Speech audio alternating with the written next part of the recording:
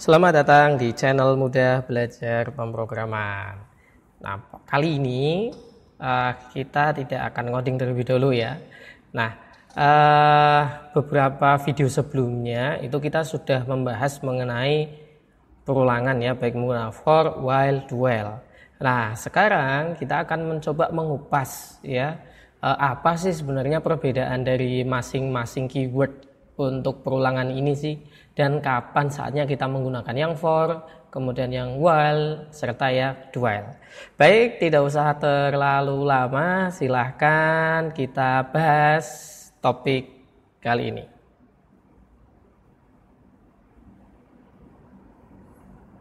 Oke, nah seperti yang teman-teman semua lihat di sini ya, saya sudah membuat ya flowchart-flowchartan kayak gitu ya, bukan flowchart yang sesungguhnya kayak gitu ya. Akan tetapi di sini ya saya buat supaya bisa menggambarkan perbedaan dari masing-masing jenis perulangan ini kayak gitu ya. Nah, teman-teman bisa lihat dari ketiganya jelas ada perbedaan ya. Nah, yang mungkin teman-teman semua perlu lihat juga adalah ini ya, yang kotak-kotak ini ya. Ini saya cantumkan ya, ini merupakan pembatas di mana proses perulangan itu terjadi. Jadi di luar kotak ini itu bukan proses perulangan ya. Contohnya kayak yang ini dan ini. Ya, atas bawah ini. Ini kode sebelum perulangan, yang bawah kode setelah perulangan. Baik, nih kita bahas satu persatu ya, kita kupas satu persatu. Untuk for, ya teman-teman semua bisa lihat. Nah, ini kode di atas, kemudian dia masuk ke proses pengulangan. Nah, di sini dia ketemu dengan decision. Ya, untuk keputusan dia akan mau mengulang atau tidak. Jadi dibaca kondisinya. Kayak gitu. Ketika kondisinya true, maka dia akan melakukan sesuatu, statement di dalam perulangan, aksi di dalam perulangan itu. Ya, ketika true. Nah, kemudian setelah melakukan proses aksi ya, macam-macam ya aksinya ya, bisa mencetak, bisa aritmatika, bisa yang lainnya. Nah, setelah itu counter bekerja. Counter di sini digunakan supaya apa? Tidak terjadi yang namanya infinite loop. Nah, counter di sini bisa jadi nanti untuk increment atau decrement kayak gitu ya. Di sini nanti bisa increment atau ya increment atau decrement untuk counter ini ya. Counter bisa increment, bisa decrement. Nah, setelah ditambahkan atau dikurangi untuk counternya, dia akan lari lagi ke kondisi. Di sini akan dibaca kondisinya, true or false. Nah, di sini saya ada tanda putus-putus panah. Ini maksudnya apa? Jadi untuk di for, counternya itu nanti bisa jadi satu baris dengan kondisi kayak gitu ya. Ya, kondisinya bisa berbarengan dengan counter. Karena kan for i sama dengan 0, i kurang dari 5, kemudian ada i plus plus kan kayak gitu ya. Jadi intinya increment, decrement atau counternya ini bisa jadi satu dengan kondisi dalam satu baris, maksudnya ya, dipisahkan dengan tanda semikolon, titik koma. Gitu, di dalam for, itu kan. Itu. Jadi untuk counter bisa jadi satu sini, ataupun counter bisa juga tidak jadi satu. Ya, itu. Kemudian bagian while, ini dilihat di while. While ini sebenarnya sama dengan yang for, itu kan ya. Artinya ketika dia mau masuk ke proses pengulangan, dia akan membaca kondisinya terlebih dahulu, true atau false. Ketika true, statement ini akan dikerjakan, akan dieksekusi.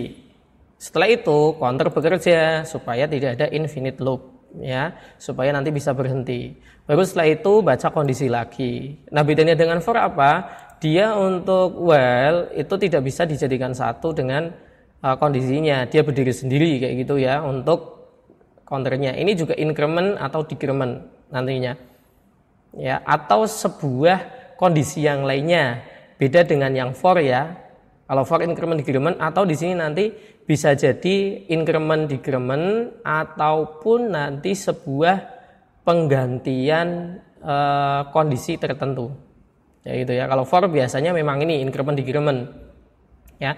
Tapi kalau while tidak harus increment decrement, tapi mengubah nilai yang bisa menjadikan di sininya false. Kayak gitu ya. Tidak harus sekali lagi increment ataupun decrement. Ya gitu. Bisa jadi nanti tipenya string bisa nggak masalah. Bisa jadi integer nggak masalah. Bisa jadi boolean ya biasanya juga bisa nggak masalah. Ya, karena di sini nanti yang penting menghasilkan nilai true or false. Beda dengan yang for. For biasanya increment decrement yaitu berarti angka integer ya di sini ya, tipe datanya integer. Kalau sini bisa jadi nanti integer bisa, string bisa, char bisa, kayak gitu. Yang penting nanti bisa dioperasikan menggunakan operator pembanding ataupun operator logika. Ya di sini. Kayak gitu. Ya, jadi itu. Kemudian untuk yang dual. Nah, untuk yang dual sendiri ini ketika mau masuk proses pengulangan, statement di dalam perulangan itu dikerjakan pertama kali sebelum membaca kondisi. Kan beda ya, kalau while di sini membaca kondisi terlebih dahulu baru ketika true akan mengerjakan statement atau aksi yang ada di dalam perulangan itu sendiri. Kalau dual dia akan mengerjakan proses perulangan dulu. Ya gitu, kemudian dibaca kondisinya. Ya, dibaca kondisinya. Kalau true, nah di sini nanti ada sebenarnya counternya bukan di sini ya, sorry, ini salah tulis saya, sorry. Jadi counternya itu sebenarnya ada di sini. Nah, di sini, di tengah-tengah sini, untuk ya mengubah kondisi bisa jadi false ya supaya bisa berhenti. Ya, ini saya ubah dulu. Nah, true. Wah, true-nya besar. Nggak apa-apa dah. Ya gitu. Jadi counternya di sini sebelum membaca kondisi. Biasanya di sini counternya. Biasanya. Tapi bisa jadi ini counternya nanti di dalam sebelum melakukan ya aksi-aksi di dalam perulangan. Ya, sekali lagi nanti bisa di sini counternya atau di atasnya perulangan ini. Intinya di dalam masih dalam kotak-kotak ini.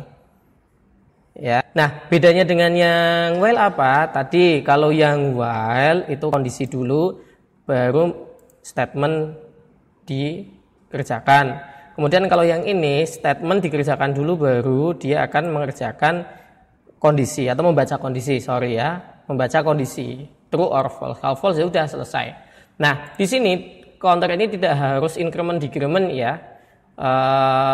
Bisa jadi kayak yang while. String bisa, integer bisa, char bisa, boolean juga nanti bisa. Kayak gitu ya. Dan ini bisa ditukur posisinya. Begitupun untuk yang while ya tadi ya, counternya bisa di atasnya statement perulangan ini. Tapi biasanya sih ini dikerjakan paling terakhir ya.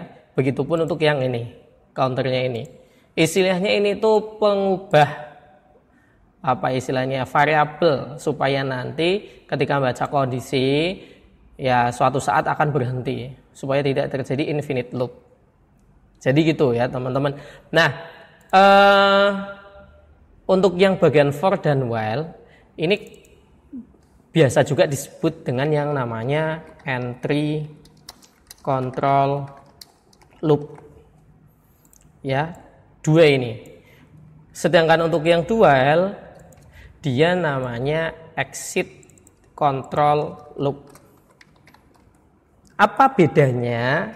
Nah, apa bedanya antara yang entry sama yang exit? Kalau yang entry control loop ini pertama kali yang dikerjakan di dalam proses perulangan adalah kondisi. Jadi kondisi ini menjadi sangat penting sekali di dalam proses pengulangan itu sendiri. Ini yang entry. Jadi pertama kali yang dikerjakan adalah kondisi ini. Yang pertama kali dieksekusi sebelum mengeksekusi statement di perulangan. Atau istilahnya ini body loop. Ya, istilahnya body loop.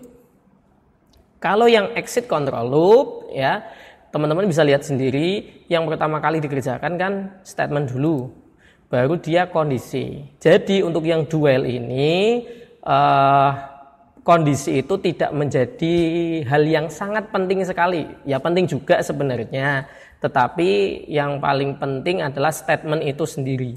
Karena statement itu sendiri akan dikerjakan pertama kali, baru dia akan melihat kondisi.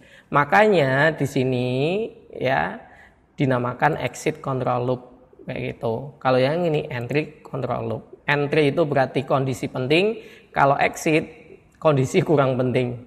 Maksudnya kurang penting itu ya statementnya dikerjakan pertama kali, baru nanti kondisi. Ya, jadi kayak gitu ya teman-teman ya untuk perbedaan for, while, dual. Artinya apa? Untuk yang entry control loop bisa jadi ini ya, yang sebelah sini ya, bisa jadi ya pertama kali ketemu kondisi langsung false. Artinya apa?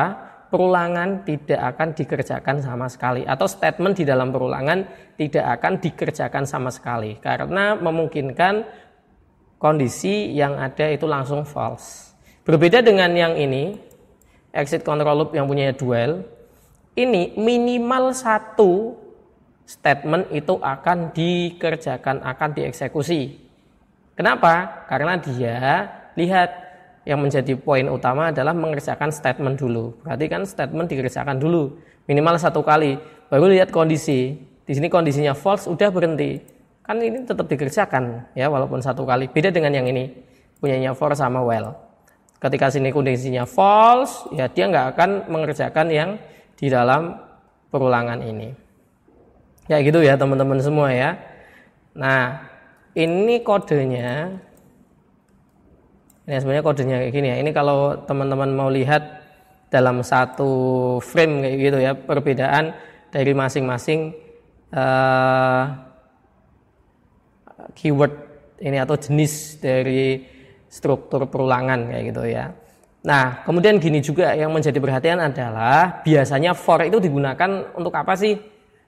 For itu biasanya digunakan ketika kita sudah tahu berapa kali jumlah yang akan diulang. Contohnya di sini nih ya. Nah ini, misalkan kita mau mengulangi 10 kali.